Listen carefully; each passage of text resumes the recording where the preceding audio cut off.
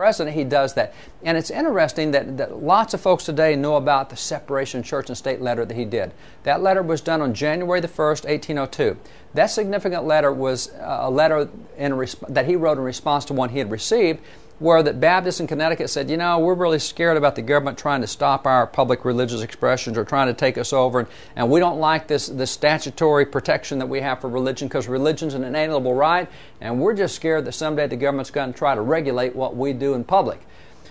Jefferson wrote back that letter, and in that letter he used that famous phrase, an eternal wall of separation between church and state. Significantly, he used that phrase to say, hey, because of the wall of separation, the government's never going to stop a public religious activity. That's why we have a wall of separation, so the government won't get involved in telling you where you can express your faith, or whether you can have prayer at graduation, or whether you can have a nativity scene in a park, or whether you can have a tin. See, that's what separation was designed to do. So he wrote that letter. Barton's claim that the Danbury Baptists wrote to Jefferson because they objected to the First Amendment and were afraid it might give the federal government the right to regulate religion is absolutely untrue and completely ridiculous. Their letter wasn't even about the First Amendment.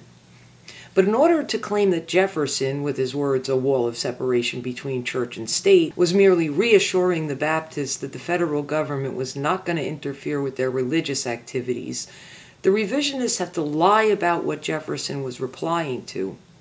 Without lying about that, their interpretation of Jefferson's letter doesn't make any sense.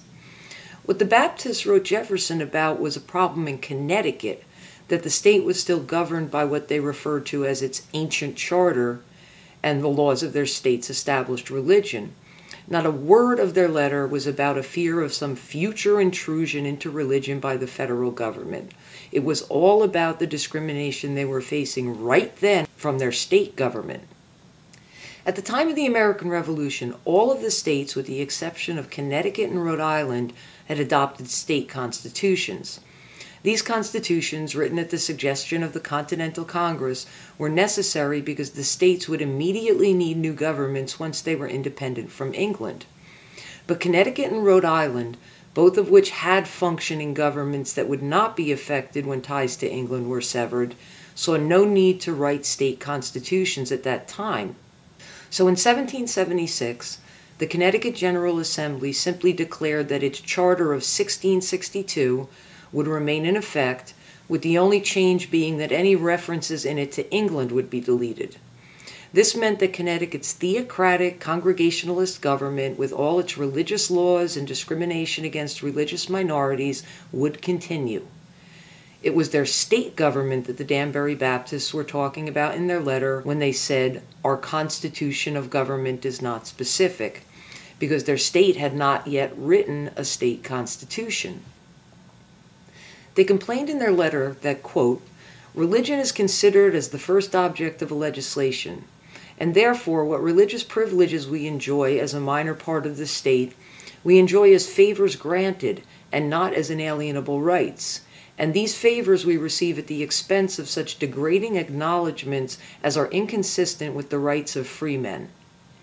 Now, the degrading acknowledgments they were referring to here were the certificates required to exempt those of other religions from paying taxes to support the Congregationalist Church. By the time the Danbury Baptists wrote their letter to Jefferson in 1801, Connecticut law did allow non-Congregationalists of certain approved denominations to have their religious taxes go to their own churches, but the process of obtaining and filing the necessary exemption certificates was made as difficult and demeaning as possible. And contrary to what Barton claims, the problem the Baptists were having here was clearly an establishment of religion. But the revisionists need the Danbury Baptists to have been worried about the federal government interfering with their free exercise of religion, because their argument is that the courts are taking away their free exercise of religion by not allowing things that violate the Establishment Clause. So anyway, keeping in mind what Jefferson was really replying to, look at the context of his wall of separation comment. He referred to the First Amendment's religion clauses as, quote, "an act of the whole American people and an expression of the supreme will of the nation in behalf of the rights of conscience that had built this wall for the federal government." And then referring to the Baptist state of Connecticut, he said that he would, quote, see with sincere satisfaction the progress of those sentiments, meaning he wanted to see the same expression of the supreme will of the nation in behalf of the rights of conscience spread to the few states, like Connecticut, that were still hanging on to their religious establishments. Here's the statement from Jefferson's letter. I contemplate with sovereign reverence that act of the whole American people, which declared that their legislature should make no law respecting an establishment of religion, or prohibiting the free exercise thereof, thus building a wall of separation between church and state.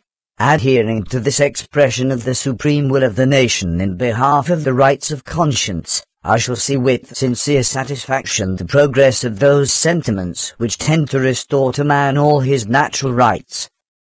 It wasn't until 16 years later that Connecticut finally disestablished its Congregationalist church. What it took was the banding together of all the various groups in Connecticut who, for either religious or political reasons, wanted to oust the Federalist Congregationalist government and write a real state constitution. In 1817, a Republican narrowly won the governor's race, and the next year the Federalists lost their majority in the state legislature. In August and September of 1818, Connecticut held its constitutional convention. Upon hearing of the Republican victory in the Connecticut election of 1817, and knowing that this was the beginning of the end for the state's religious establishment, Jefferson wrote in a letter to John Adams, I join you, therefore, in sincere congratulations that this den of the priesthood is at length broken up, and that a Protestant popedom is no longer to disgrace the American history and character.